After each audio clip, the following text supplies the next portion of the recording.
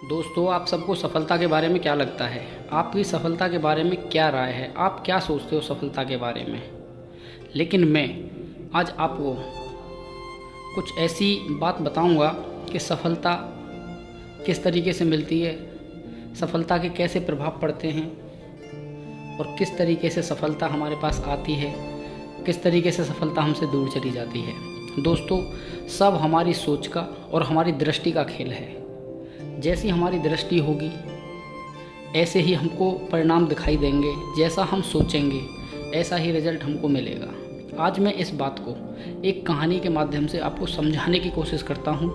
Video को पूरा अंत तक देखना। कहानी आपको बहुत ही ज़्यादा मोटिवेट करेगी आपकी सफलता के लिए। दोस्तों, एक राजा था, वो बहुत अच्छा राजा था।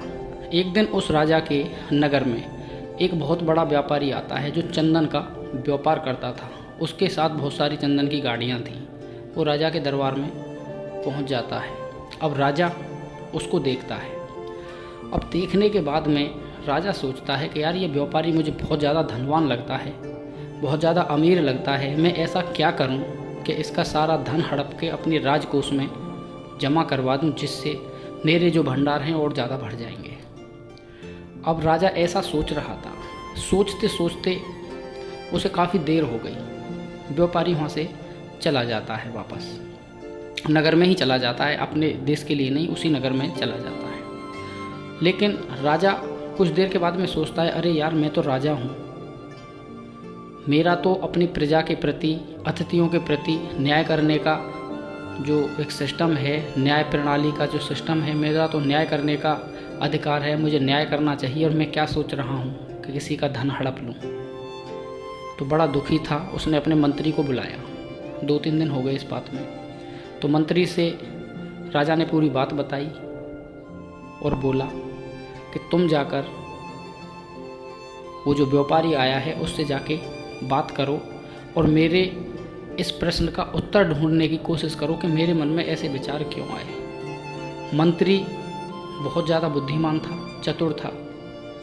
उसने सोचा कि जाकर उस व्यापारी से मित्रता का भाव बढ़ाना चाहिए, तब कुछ सॉल्यूशन मिलेगा। तभी उस बात का जवाब मैं राजा को दे पाऊंगा कि राजा के मन में ऐसे विचार क्यों आ रहे थे। दोस्तों, मंत्री उस व्यापारी के पास में पहुंच जाता है और व्यापारी से पूछता है कि तुम्हारे चेहरे पर ऐसे विचार, तुम्हारे चेहरे पर ऐसी उदासी, तुम क्यों उदास दिखाई पड़ रहे हो? तो इस पर वो व्यापारी बोला कि मेरे पास में बहुत सारा कीमती चंदन है और उसका बहुत ज़्यादा भंडार मेरे पास में जमा हो गया है, लेकिन चंदन बिक नहीं रहा है, इसलिए मैं आर्थिक स्थिति से बहुत ज़्यादा दुखी हूँ। तो मंत्री उस व्यापारी से बोलता है कि तुम्हें क्या लगता है, अगर तुम क्या सोचकर इस नगर में आए हो और क्या तुमको लगता है? तो उस मंत्री ने जब ये बात उस व्यापारी से पूछी तो उस व्यापारी ने पता है क्या बोला? उस व्यापारी ने बोला कि अब मेरे पास में सिर्फ एक ही रास्ता है कि यदि यहाँ जो राजा है उसकी मृत्यु हो जाए तो उसके अंतिम संस्कार के लिए, उसके दाह संस्कार के लिए मेरी सारी चंदन की लकड़ियाँ बिक जाएंगी और मुझे बहुत सारा धन मिल जाएगा। अब मंत्री को राजा के प्रश्न का जवाब मिल चुका था, लेकिन मंत्री ने उस व्यापारी को एक सुझाव दिया कि तुम एक काम करो, राजा की रसोई बनती है, उसके लिए 40 किलो चंदन की लकड़ियाँ रसोई बनाने के लिए रोज़ भेज दिया करो, तुम्हें उसका नगद पैसा भी मिल जाएगा। तो अब जब मंत्री ने व्यापारी से ऐसी बात कही तो उसे बड़ी खुशी हुई। वो सोचने लगा कि यार, ये तो बहुत अच्छी बात है, मेरा चंदन भी बिक जाएगा और मुझे नगद पैसे भी मिल जाएंगे। अब तो तुरंत की तुरंत उस व्यापारी के राजा के लिए भाव बदल गए। अब तो वो उसके उत्तम स्वास्थ्य की और लंबी आयु की कामना करने लगा, क्योंकि जब वो राजा जीवित रहेगा, लंबे समय तक जीवित रहेगा, उसका व्यापार चलता रहेगा और उसे धन की प्राप्ति भी होती रहेगी। अब मंत्री राजा के पास में आ जाता है। राजा उससे पूछता है कि क्या तुमको मेरे सवाल का जवाब मिला? तो मंत्री ने उसको कुछ भी नहीं बताया। कुछ दिनों के बाद में वही चंदन का व्यापारी फिर से राजा के दरबार में जाता है और जब वो राजा के दरबार में जाता है तो राजा उस व्यापारी को देखकर अचानक से बड़ा प्रसन्न होता है और वो सोचता है कि ये बहुत दूर से, बहुत दूसरे नगर से ये व्यापारी हमारे यहाँ पर आया है। ये पहले भी मेरे दरबार में आया था लेकिन जब तो मैंने कुछ भी नहीं बोला, लेकिन आज मेरा मन है कि मैं इसको कुछ इनाम दूं। अब राजा के अंदर भी उसके प्रति तब्दीली आ चुकी थी। तो जब राजा ने ऐसी बात बोली तो मंत्री को उसने फिर दोबारा से ऐसी बात बताई कि जब मैं पहली बार इस व्यापारी को देखा था तो मेरे मन में ऐसे विचार आ रहे थे, आज मैंने दूसरी बार इस व्यापारी को देखा है तो आज मेरे मन में ऐसे विचार आ रहे हैं। तो मंत्री ने राजा के पास में आकर सारी कहानी बताई।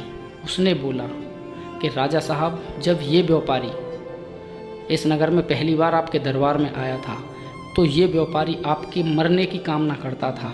तो जब आपके अंदर ऐसे विचार आ रहे थे कि क्यों ना इसका धन लूटकर अपने राजकोष में जमा कर लिया जाए, अब ये व्यापारी कुछ दिन से आपकी उत्तम स्वास्थ्य और लंबी आयु की कामना करता है। अब इसके विचार बदल गए तो आपके अंदर की भावना भी बदल गई। जब ये आपके मरने की कामना करता था तो आप इसके धन को हड़पने की बात करते थे। अब इसने सोचा कि राजा साहब लंबे समय तक जीवित रहें तो मेरा धन और व्यापार चलता रहेगा।